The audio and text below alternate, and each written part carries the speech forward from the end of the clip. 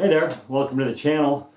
Our store is now open at shop.valhallaoutfitter.com. Please check it out, support the channel, and for original content you can always go to valhallaoutfitter.com. This is a Henry 3030 side gate, empty. And I've been taking it back to its roots. I've been running an optic on here. I had kind of a larger one, thought it was too big. Went down to the loophole, I think 2 to 8 by 33, maybe 36. Did well. I've taken deer and hogs with it, but I really wanted to have a gun in the cabinet that had open sights. This is the Skinner Peep sight, the rear, the Aperture, and then where the old buckhorn went, you can drift in this little placeholder deal that allows you to keep an extra aperture. So you've got a little flexibility in the field, and you can always remove the rear aperture and run it as a ghost ring if the brush is really thick. Got a trip coming up and I'm going to take this thing out and see if I can get some hogs with it. When you set these up, there's going to be some trial and error involved. So I put the rear on. This is the factory front sight, which is what came a couple inches left from the factory. It's a 1/2 inch tall. To understand, okay, so I took it out, I shot it. I'm 6 inches high at 25. I'm going to get close at 25, take it out to 100 or maybe 50 and be done with it. There's a calculation you can do to understand what it means once you know how far off. Maybe your factory sight works perfectly. That'd be great. It is a little hard to pick up on a dark background, even with that brass bead, so you might want to consider something fiber optic. Here is how you do the calculation. You take the amount that you're off divided by distance to target times your sight radius. So, for a practical example, I'm off 6 inches at 25 yards. So 6 inches divided by 900, which is 900 inches is 25 yards, times the sight radius, which in this case is right about 22 3/4, which tells me I need to adjust the front sight up 0.15 inches. If you're shooting high, you can adjust the front sight up, or you can adjust the rear down. The rear is almost all the way down. I could probably screw it down one more if I wanted. However, because it's an aperture, you can only adjust this in half-turn increments, right? You could turn it, and then you could turn it the other way. And I think a half turn might be 1 inch at 50. So I'm inclined to just leave this rear where it is and adjust the front. If you want to think about it like kind of like a teeter-totter, right? And exaggerate it to get a picture in your mind's eye of what's going to happen. So if I am shooting high at 25 inches, right? If I adjust the front sight up, if that front sight, say, is 6 inches bigger, to get it on the bullseye, I'm going to have to adjust the back down, which will then lower the barrel and lower the point of impact. And then you can think about the reverse as well, if that helps you kind of visualize it. So this sight needs to be raised. It's a 1/2 inch. Our calculation told me to raise it 0.15 inches, which gets me right to 0.65. You can call the nice folks at Skinner. They'll do the calculation for you and tell you what you need. But generally, there's no substitute for practical experience. You're going to have to just take this thing out and shoot it. Generally, I would prefer to file brass because it is softer than steel. So what I did is I got the brass blade front sight. We're going to drift out the factory front sight that is 1/2 inch. I got the 3/4 inch front sight. I could have gotten it slightly smaller, but I didn't want to order the back, go shoot to understand how far off I was, then order the front sight separately and have to wait on shipping. I just figured I was willing to buy one that I knew was tall enough to work, and then I will file it down to perfection. So you drift out the front, you drift in the new brass bead or brass blade. This is 0.75 inches, and this was 0.5. Our calculation said I need to take this up to about 0.65, knowing that this is 0.75. I'm going to put it on there and file it down 1/10 of an inch, which is right between a 16th and an 1/8, right? So what I'll do is I'm going to mark with a pencil on here 1/16. I'm going to file down to that point, and then I'll test fire it, and then I'll continue filing until it's perfect. For the left to right adjustment, you can either drift the rear sight to adjust it, but I'll probably just adjust the front sight as needed. Otherwise, your rear peep will not be perfectly aligned with its mounting bracket, which is fine, but I would just prefer to make the adjustment on the front. To get me close, what I will do is I will mark where the front bead is currently with a pencil, drift that out, drift the new one in, align it to that pencil mark, because then I know I'm in the ballpark, wipe off the pencil mark, test fire. I'll probably go ahead and file some down first and then test fire. To do that, you're going to need some files, and I'll tell you that when you drift in this, if you choose to buy the storage deal here, when you're drifting in this rear dovetail, I had to actually file down the aperture holder / rear dovetail space filler. I had to actually file that down a little bit to get it to fit. These are friction fitted. You want them too tight to move with your hand, but loose enough that you can move them with a little tap from a punch. So there's a good chance that this front blade may need some minor filing to get it to go into the dovetail. To do that, there's a couple tools you're going to need. Obviously, you wanted to measure your sight radius, you're going to need some type of measuring device. For filing, I've got this small set of Otis Technology gunsmithing file sets. I've used it to make some minor alterations to bolts and some other things. Really a handy kit to have around.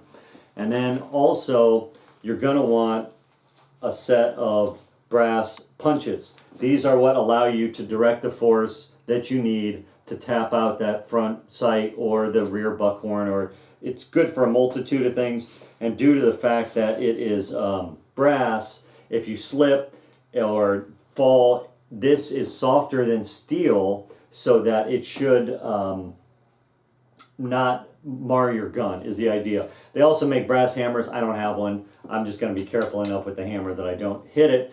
There's a good chance that to apply the force necessary to make this alteration, I'm going to have to put this in a vise.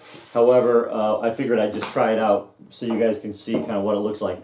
Remember, when you're drifting out, always go the direction of your brass. The brass gets ejected out, that's how you drift it out. So now you know how to make the calculation for the adjustment to your front sight that you need to order from whomever, and then you know how to, get it down to where you want it. So you should be able to perform this sighting procedure based on that information. Let's see if we can get this thing tapped out of there without having to put this in a vise, but I am doubtful. Yeah, it's not going to work. All right, well, I'm going to have to do some adjusting here to get that tapped out and then get the new one drifted in. We'll do that, and then we'll come back, show you what it looks like, and then today we're going to go to the range and shoot, and then just file that front down until it's perfectly where we want it, or close at 25, and then take it out to distance, and this baby's going to be ready to slam some hogs. These are not uber adjustable in the field. They do make other pop-up sights that have elevation, but this is my brush gun. This is maybe, for me anyway, 150, 170 yard gun max. These peep sights work great, especially if you're hunting like hogs or deer. For me, it's still not a problem to use it and pick up a target and hit it at those distances.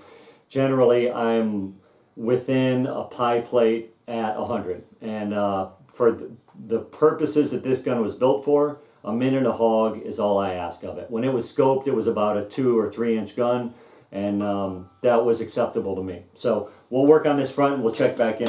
Thanks for tuning in. Remember the calculation. That's all you need to know to calculate what you have to do to the front to get you real close once you have your peep installed on the back. Thanks for coming by. Again, please check out the store. We really appreciate you and your support. Take care and have a great day. Bye.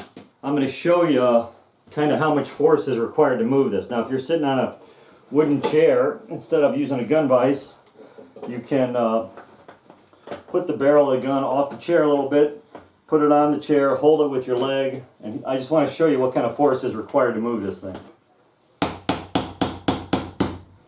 I'm whacking it pretty good, and we almost got it. There it goes. Now, you might, at this point, want to look in that drift channel. There's a good chance it needs cleaned up, and then if you have a, from where they put it in at the factory, if you've got a any exposed metal, this would be a good time to do just a touch up with cold bluing, which I think I'm going to do real quick, and then we'll start working on getting the new one in. The brass punch is indispensable for this. I mean, you heard that whack. I was whacking it pretty good. I even actually stepped up to the 5/32 punch when I'd started at a 1/4 inch.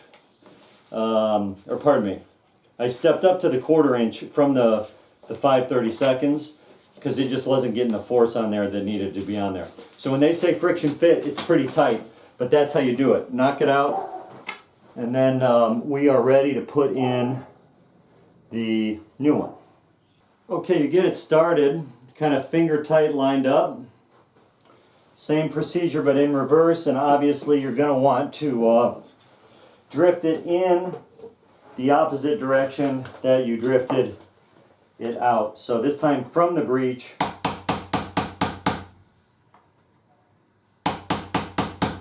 into the dovetail.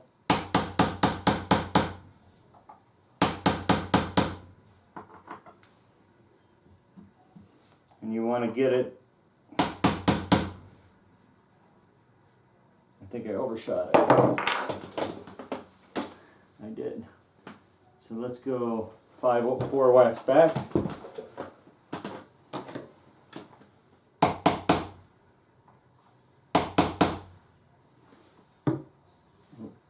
Tiniest bit more. Now again, you're going to have to shoot this thing and take your punches and your hammer with you. That might be it. To the range so that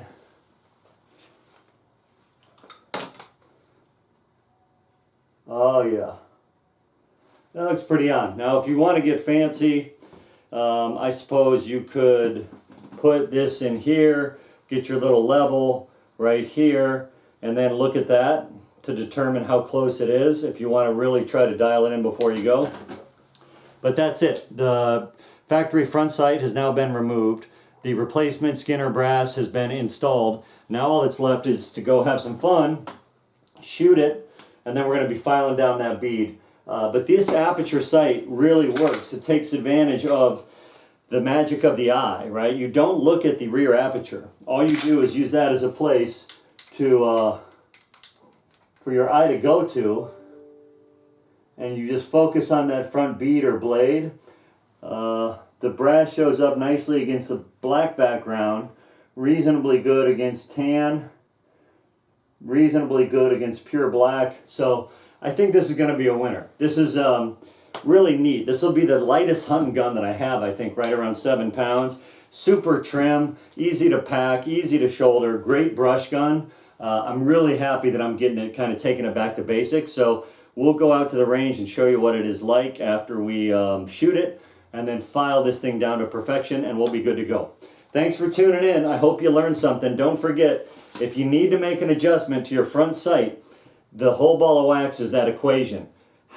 Shoot it, how far are you off, 6 inches in my case, divided by the distance to target, 25 yards in my case, 900 inches, multiplied by your sight radius, gives you the adjustment you need to make. In my case, 0.15 off the rear.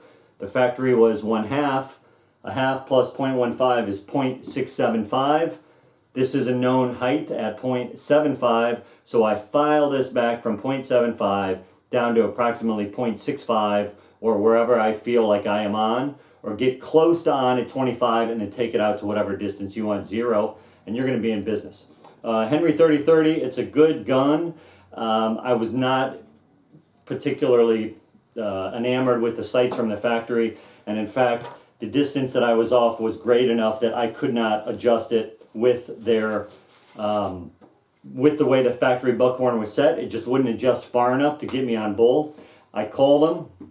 They're very nice. They offered to let me return the gun, but I did mention that I had done a trigger job, and they said, well, you will have to take that part out before you send it to us. Otherwise, we can refuse to work on it, or if we work on it, we're going to return it to factory setting and charge you parts and labor. Why would I ever consider doing something like that when the pull out of the box from the factory was, to me, virtually unusable? It was crazy heavy, 6-7 pounds. I had it taken down to an even 4. I think that's safe for a lever gun. My bolt guns are set up significantly lighter, and my AR is 3.5.